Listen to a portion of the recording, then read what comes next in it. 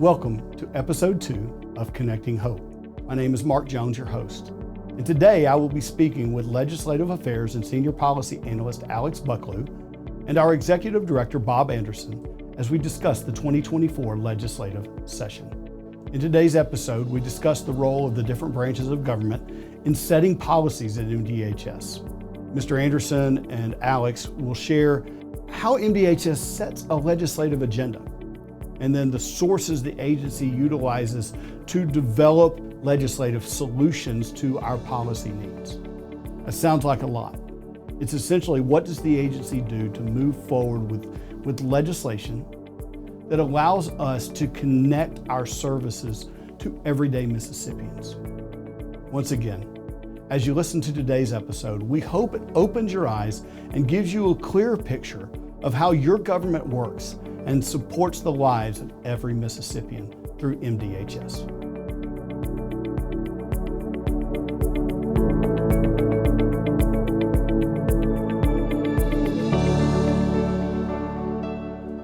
Welcome, Mr. Anderson and Alex, to episode 2 of Connecting Hope, the MDHS podcast. First, Alex, you're new to our podcast and fairly new to our agency, so introduce yourself and talk about your experience in state government and how you came to MDHS. Well, thanks, Mark. I started on December 1st, and before that I had spent 4 years at the Mississippi Secretary of State's office doing policy and legislation there. So you're a Mississippi native. Mm-hmm. Talk about a little bit about your background in Mississippi. Okay, well, I grew up in Louisville, and I think something like 9 or 10 generations of Mississippians go back a long way. So it seemed natural to want to invest something from myself into the state. And here we are. Well, we're glad to have you. As you mentioned, you began December 1. Mm-hmm. And today we will be talking about the 2024 legislative session. So what was that first month like, knowing that in about 30 days you had to ramp up? In fact, you had to get to know your employees at DHS, plus you were going to be spending the better part of the next 4 months at the Capitol. Yeah, well, on day one, Mr. Anderson told me to do my best to meet with as many division directors as possible, and I did that, and I cannot remember how many, but it was a lot, double digits.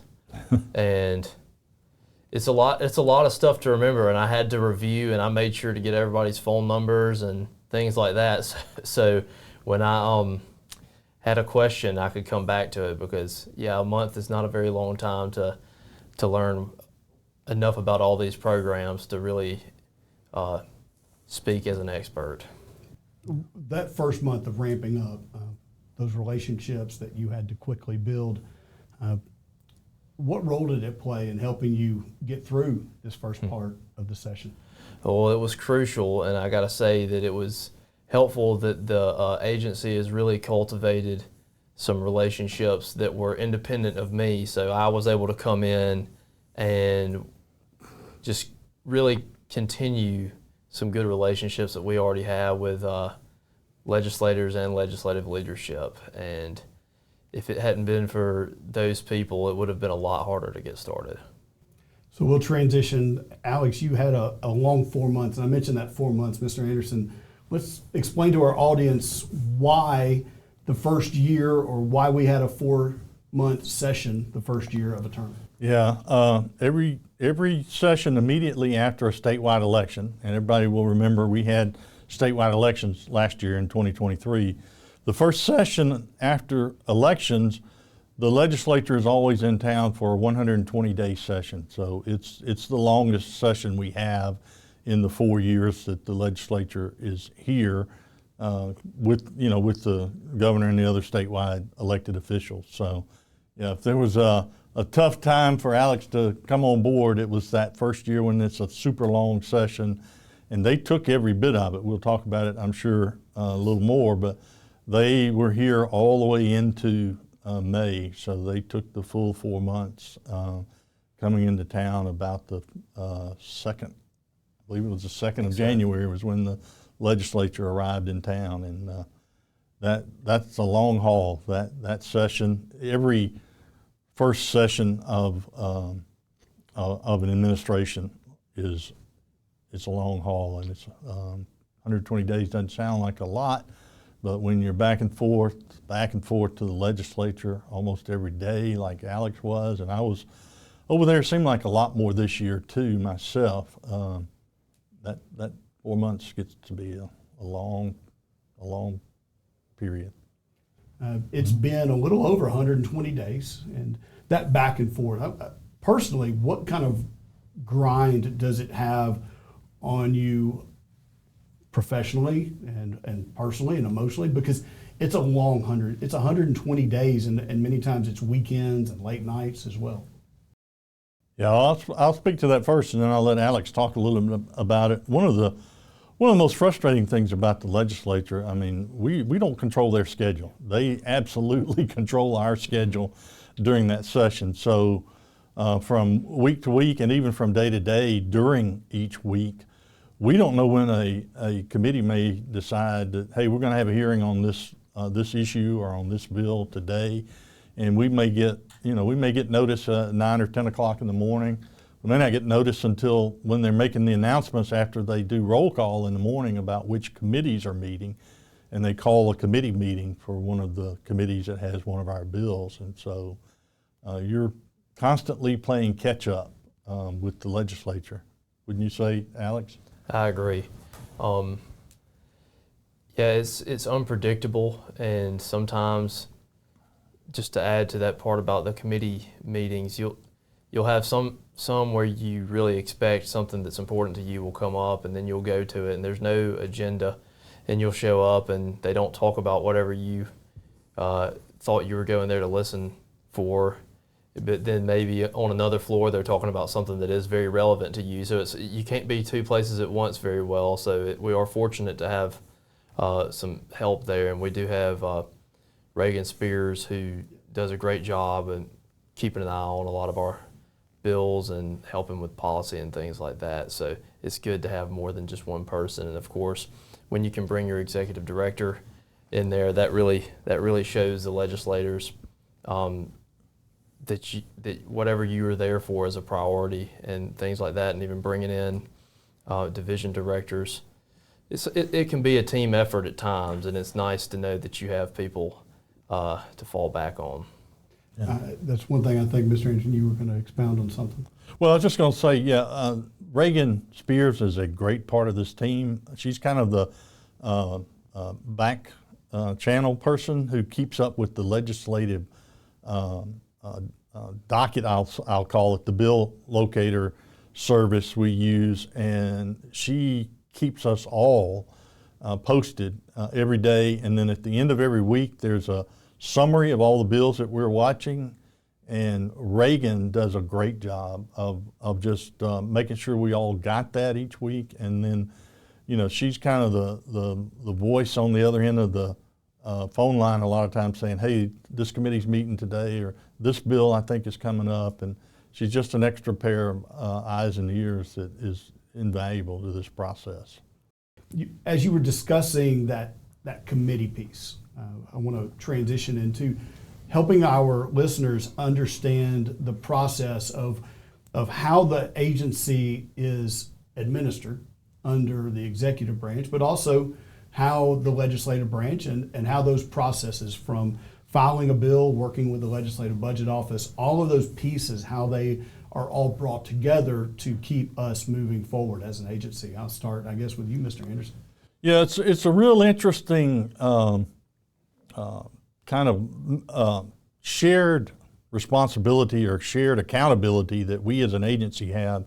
All of our agencies, all of our federal agencies who provide our funding for our SNAP program, for our TANF program, for child support, for child care, all community services, all of those are federal agencies, and they set the general parameters for most of those federal programs for how they're to be administered. But the legislature has authority within the federal guidelines to set more specific parameters for us about how we operate within those federal guidelines. There seem to have been this year several child support issues where we were seeking to bring our state program into alignment with the federal guidelines. And that's something we have to explain very carefully and frankly on a continuous basis during the session to the House and Senate members. Look, this is not just the agency's idea. These are requirements from our oversight agency who funds, like our child support program, for example. 66% of our funding for our child support program is federal funding, and 34% of that is state funding. And that 66% amounts to about $25 million a year. So it's a significant piece of our operating our child support program that we keep the feds happy about, our being in compliance with their regulations and their interpretations of the law. So let's be real to that statement. What happens if there is a tension and there's actually within state law and federal rules, if we aren't up to date with that? You mentioned significant amount of money. Yeah, well, I mean, ultimately the big risk is that our federal oversight agency, and I'll just use the Office of Child Support Services, for example. They're the oversight agency for our child support program. If they determine, let's take a bill from a couple of years ago, or last year, they determined that it was inappropriate to consider incarceration of a non-custodial parent as voluntary unemployment. And so they directed us to go to the legislature and get our state law in compliance with federal law so that chancellors would not be considering incarceration as voluntary unemployment.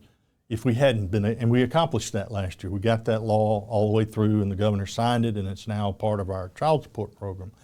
Had we not been able to make that legislative change, the big risk was that the Office of Child Support Services would have said to us at some point, well, we're going to decertify your program. We're going to decertify Mississippi from participating in the child support program. Now, the $25 million or so that they fund is the operational piece, but in the reality of our child support program, that $25 million that we spend on the program generates well over $300 million in child support collections every year.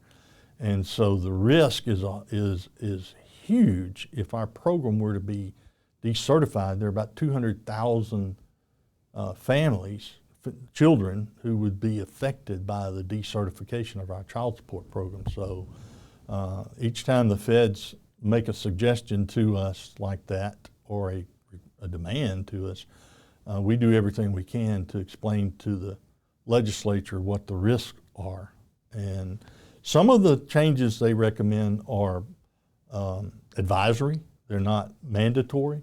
But others, like the incarceration piece, those were mandatory requirements. And so we have to negotiate getting those bills to the finish line very carefully and be very persistent in reminding our friends in the House and Senate that our program is at risk if we don't get this done. So Alex, let's go to you. You're the man in the trenches over at the Capitol. Talk about that process of the bill getting filed or finding someone to sponsor the bill. How does that work? Well, we'll have something linked in the show notes that, like a graphic to show exactly how it works, but just to talk it out a little bit, we start with prospective authors. We have to, somebody within this agency has an idea, and it goes through a process here, where leadership decides whether or not this is a priority to be pushed in the upcoming legislative session. Then an author is sought out, which is a senator or a representative. They either do or don't agree to author that bill, and if they do agree, they put their name on it, they take it to the drafting office. It gets drafted, it comes out, and then it has to go through a rigorous process where it goes, from the House of Origin. So let's just say it starts in the House of Representatives. It goes, from the committee. If if it passes committee. If it's single referred, it could be double referred or even triple referred, and if it's referred to that many, however many committees it's referred to, it has to go through all of them and get approved and passed through there. From there, it goes to the floor, and then it has to start all over again in the other house. So in this situation, it would be the Senate, and then it's got to do all that again, and it comes back to the House of Origin, and then if there may be discrepancies in what the Senate passed through an amendment and what the House passed originally, then it could end up going to conference, which means there will be a smaller conference committee, and those conferees decide which version comes out, if any version comes out at all. Then legislative leadership would sign it, and from there it would go to the governor, who would sign it. You provided us, we'll let our listeners know, you provided us a link that has a diagram of kind of the way a bill moves itself through the Mississippi legislature, and we will put that link here in the description for our listeners to see that. And it's a pretty good description. We've also seen the old Schoolhouse Rock. We were kind of talking before we came on air, the old "I'm just a bill" on Capitol Hill, and good reference point, Mr. Anderson. Yeah.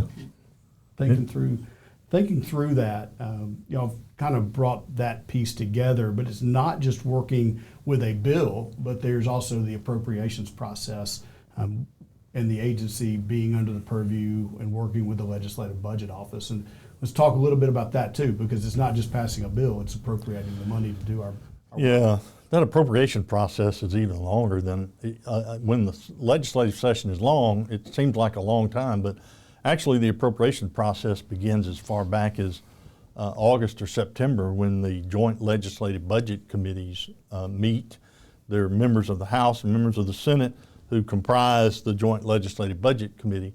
And we will be preparing, MDHS, the agency, we begin preparing our budget actually in late May and June and July, and we have to submit it by early August in preparation for that joint legislative budget committee hearing.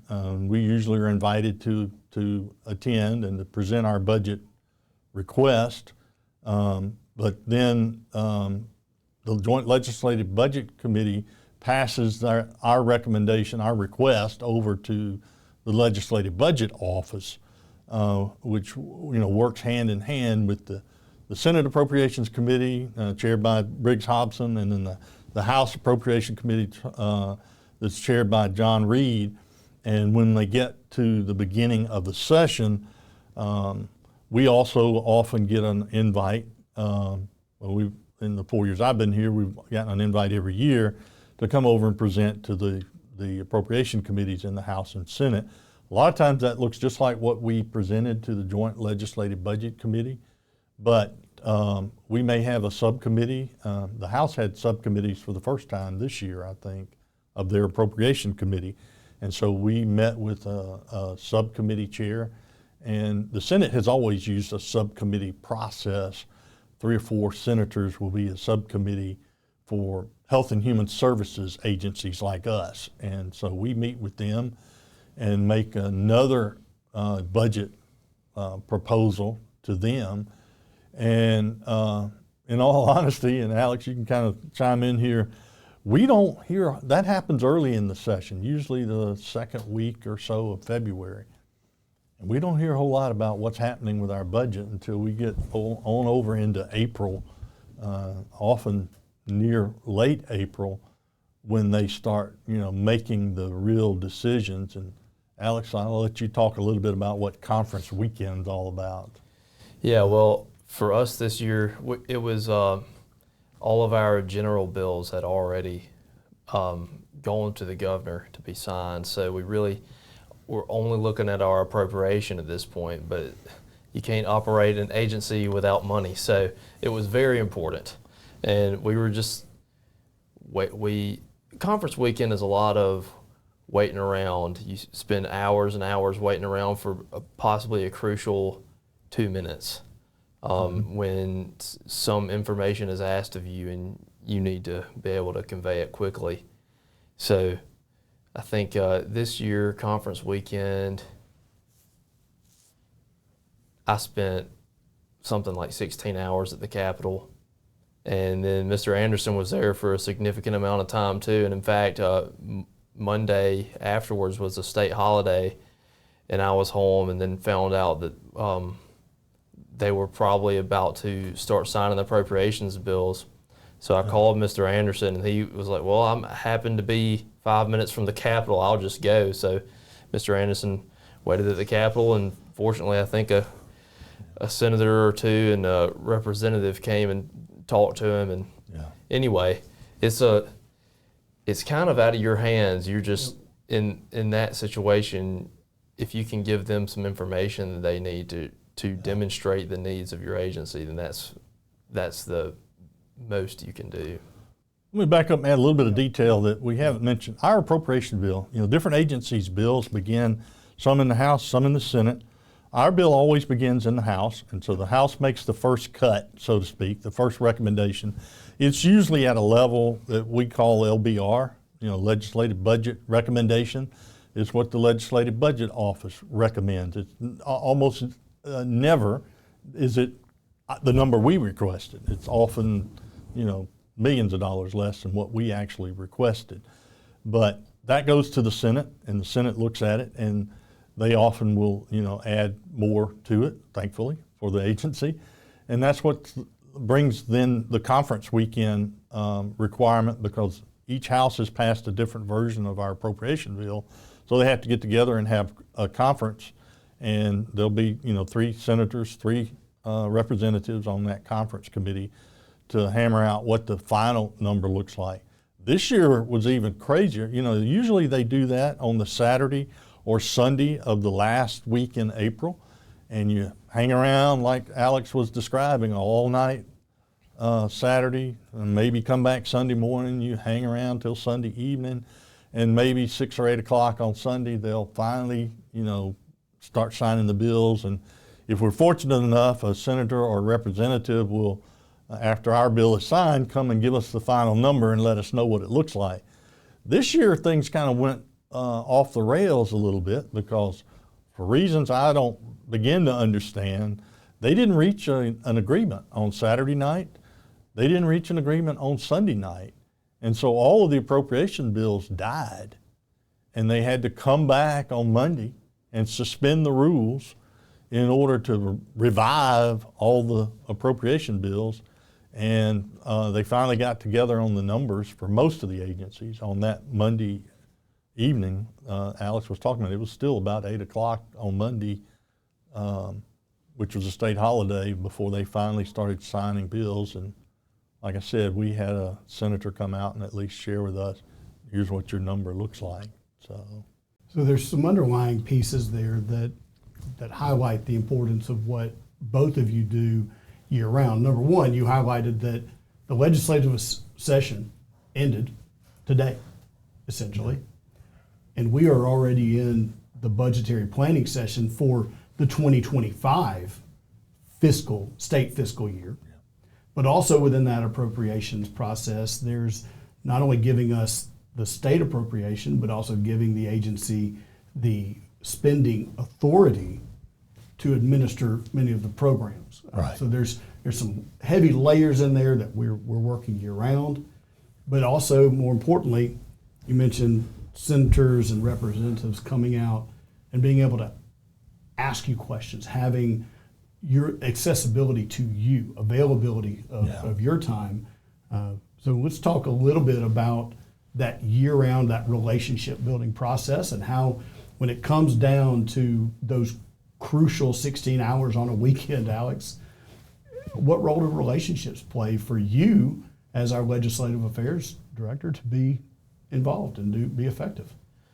Well, for one thing, it's just nice if when you're sitting there and you've been sitting there for hours and nobody really knows anything, if you can get a hold of a little bit of information that tells you what your fate may be. I mean, it can be comforting or discomforting one way or the other, but at least you might get some idea. And I guess in theory, if you heard that something was happening that could be bad for the agency, at least at that point you could start trying to make some inroads to change that.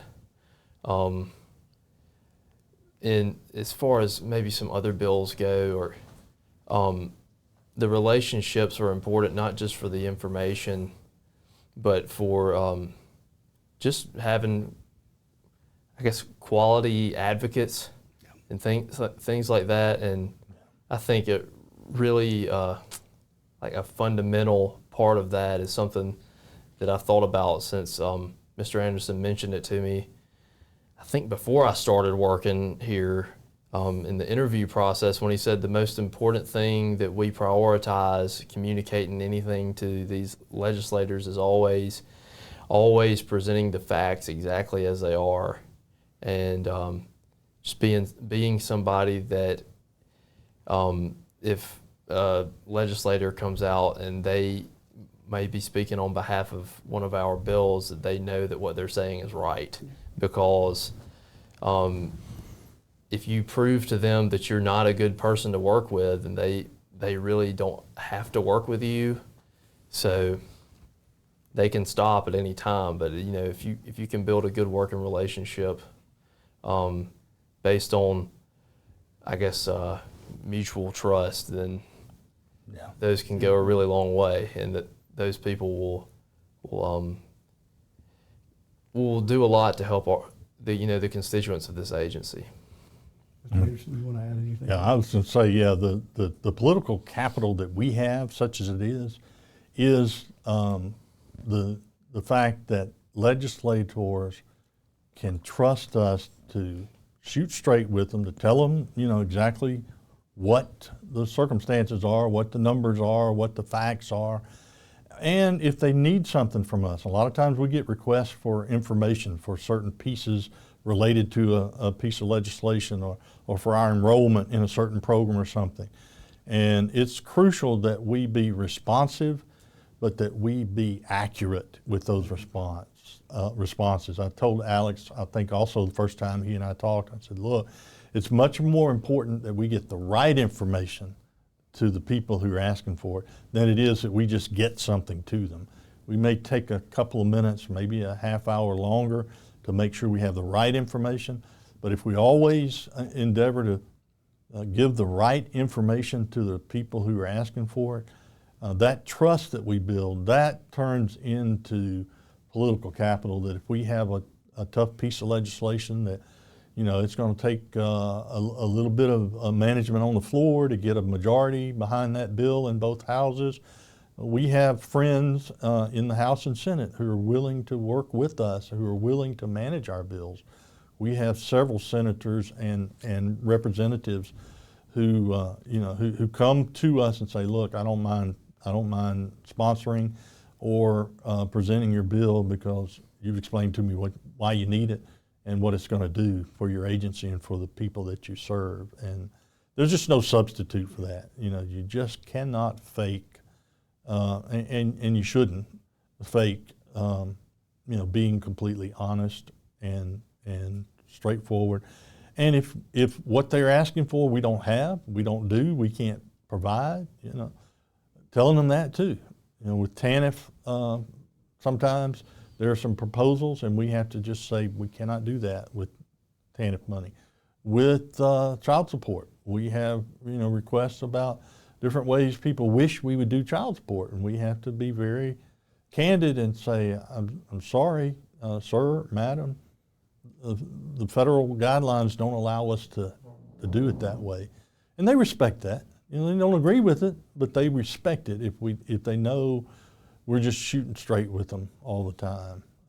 And that is just, for me, a non-negotiable. We're going to be completely accurate, honest, and candid in dealing with the legislature. And I have found in the 4 years I've been here, that has put us in a good place. I think we've made, like Alex said, made some good relationships, and they get a little deeper each year. The more legislators feel like, yeah, we can trust that agency. We can trust the leadership in that agency. Like we talked about in our first podcast, this Operation Restore Trust, exactly. It extends over there to the legislature as well, and we've got to build a trust relationship with them so that they know When we tell them we need something, we really need it. We're not just blowing smoke.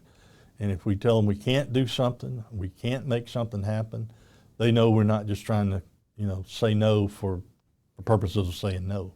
So it's coming back to those core values of transparency, compliance, integrity, honesty. Absolutely. So again, you mentioned that key time frame, 4 years. Yeah. It's taken 4 years to get where we are, and we're still building and working towards better relationships. Again, we go to new relationships that happen at the first part of a term. New committee chairs. I think we're blessed to have had many of the same or committee members that have moved up into some committee chairs. But those committee chairs, let's talk a little bit shortly about how they become your advocates. Especially we had an experience early in the session this year with the joint session of the two committees. Yeah, I think we have a new friend in Sam Creekmore, a representative who's now the chair of the House Health and Human Services Committee. He invited us, he actually facilitated a joint meeting of the House Health and Human Services and the Senate Public Health and Welfare Committee. We had not had that opportunity before. We'd not had an opportunity to speak to our House and Senate committees in one setting like that before. And Representative Creekmore, Chairman Creekmore, made that happen. And I was really encouraged after our budget presentation. He came out and talked to me briefly and said, "Bob, I think you presented the needs of your agency very well." He said, "The way I see it is you're doing a lot of great work out there in the counties, and if we can get you some more money, you can do even better work." And I thought, wow, he really gets it. He really understands what our agency is about. We're here to help families, and he wants to be a part of that. And he's been an advocate. I think he's been a good friend to us this session. Absolutely. I look forward to working with him the next 3 years. So you mentioned the work we do in the counties. We'll segue into the legislative agenda from this year. I would start with one of the bills that affects our counties and our ability to do that work. And so, Alex, I asked you the question: what were some of the bills what were some of the legislative successes for 2024? Well, we had several, and let's see, we had 6 bills signed by the governor, not including our appropriations bill. And to the point about the counties, one very important bill that passed was it's a bill that allowed us to enter into leases with county boards of supervisors, so we can hopefully get either better buildings or have buildings improved, for our county workers. So that would be a better place for them to work, and better for the clients to come and visit as well, to have their needs met. And I'm going to have to pull out a list because I'm not very good at remembering numbers, but that was House Bill 1030. And let's see what else we have here. We've got one that relates to child support, and it was House Bill 1102. This was one that would permit our agency to use additional methods of communication with financial institutions.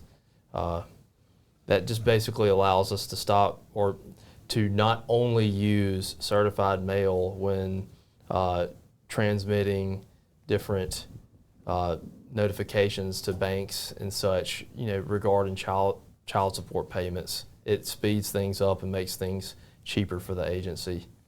And, more dependable. Things don't get lost in the mail when they're just delivered straight into somebody's inbox, secured inbox. Yeah. And then, wait, it's 2024. Yeah. And we had to get legislation that allowed child support to submit paperwork, whether it's a garnishment or some form of legal paperwork to to a financial institution. Yeah, and actually, we had to be real friendly with the financial institutions because the bill says if the financial institution will accept our documentation by electronic means, then we can use electronic means. And we all know the old saw bankers are conservative. They are the most conservative, and they like that paper. They like that paper notice. But we do everything as a society electronically these days. We do social media. Everybody has an inbox or 3 or 4 or 5 inboxes, and so it's just common sense for us to be able to communicate with banks by electronic means. But we did have to explain that we spend hundreds and I dare say thousands of dollars on postage on those communications with banks each year that we will save as a result of being able to communicate with them electronically now. I'm an old fraud prosecutor, so I got to talk about a couple of bills that I like. We have built a good Office of Inspector General here within the agency. We went 3 years ago in 2021, we got law enforcement authority for our investigators so that they could, go out and execute arrests and go get search warrants, that they could do real law enforcement work. Last year we had some ARPA funds and we went and bought them all brand new vehicles. What we didn't realize was without specific legislation, those vehicles had to be marked, and they said MDHS OIG, and yet these investigators are out doing fraud investigations. They like to do those, covertly without anybody knowing they're investigating. But we had to go to the legislature and get specific authority to remove that lettering from our vehicles so that our investigators could drive unmarked vehicles. But we were successful in that. The other thing we haven't been able to do when we investigate cases that go all the way to criminal indictment and a conviction, either by a guilty plea or by a jury verdict, we were not allowed up to now to get investigative costs. And sometimes we spend hundreds or even, depending on the amount of documents we have to access, we may spend a few $1,000s investigating a case. One of the bills that we were successful in getting to the finish line and getting to the governor, and he signed it, now allows our criminal fraud cases an opportunity for us to recover investigative costs on those cases. And we take those costs and we'll put them right back into doing more fraud investigations, all, toward the end of being more accountable to the public, to the legislature who, gives us a budget every year for those funds that we're expending. The ones that are improperly spent, we're going to recover those, and we're going to recover the costs that we spent recovering the costs as well. So those are two good law enforcement type bills. People don't think about our agency so much as one that's involved in law enforcement, but we do spend significant resources on investigating fraud in all of our programs, whether it be child care, whether it be the Supplemental Nutrition Assistance Program, the SNAP program, whether it's TANF. One of the other things we got this year along those same lines, our benefit recovery unit, which is our collection arm, so to speak, they've had the authority to recoup federal tax income refunds for overpayments, but we didn't have authority to recover state income tax refunds until now. And thanks to some help from our friends at the Department of Revenue, who shared a little bit of language to kind of tinker with the bill we had initially presented, we got that bill all the way through to the governor, and the governor signed it into law. And beginning July 1st, our benefit recovery unit will be able to offset state income tax refunds to recover overpayments. And again, that's all about being accountable, being good stewards of the money that is entrusted to us to administer, and going out and recouping the money that's improperly obtained because somebody didn't share all of their household income with us, or they didn't tell us about the actual composition of their household, and they got more benefits than they were entitled to. All those reasons that overpayments occur, in addition to outright fraud, and we do encounter outright fraud where people just don't tell us the truth. And we're going to cover that investigative process and the strengthening of OIG in a future episode, but forward-thinking processes from really two sessions ago,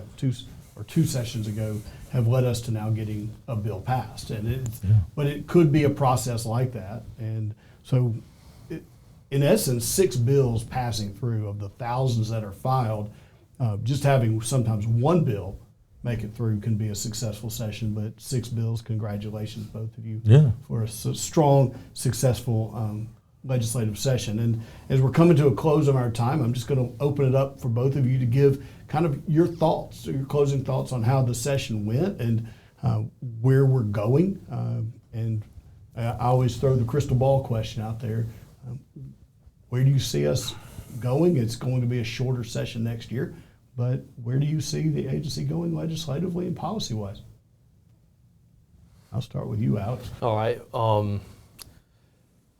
Well, I mean, I got to say, I think it ended all pretty well. Six bills did feel like a victory, and they're all going to do things, to make this agency perform better, more efficiently. And I've got to say that next year, what do I expect is that we'll pass more bills that'll help the agency perform better once again. Little Occam's razor there. Sometimes the simplest answer is the best, right? Mr. Anderson, your thoughts on the session? Yeah, I mean, we started the session with really 9 bills that we were pushing. To get 6 of those to the finish line, I think is a wonderful session, particularly since it was Alex's first session, like you said. He was able to connect with the relationships we had already developed and to build on those. We have a couple of ideas for next year already, a couple of child support bills that we will, we'll go back at it. We've presented a couple of ideas. We're always looking for ways to collect more child support for the families that depend on child support.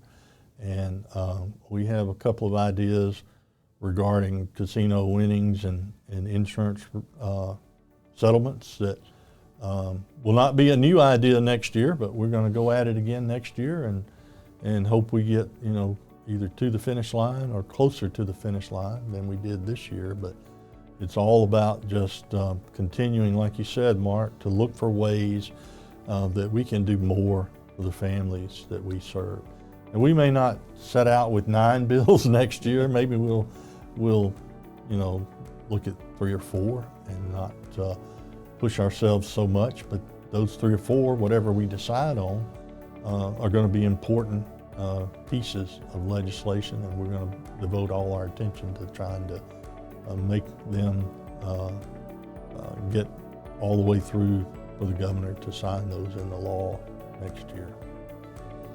Well, I want to thank you both for taking the time to sit down with us, to let our listeners and hopefully the Mississippians know that we are dispensing the work of MDHS with integrity, with transparency, with compliance to the rules, and that we're working relationships to help the families that we serve. And thank you for allowing me to share these moments with you. We hope you'll enjoy this episode as we close out the 2024 legislative session. Thank you for joining us today on Connecting Hope.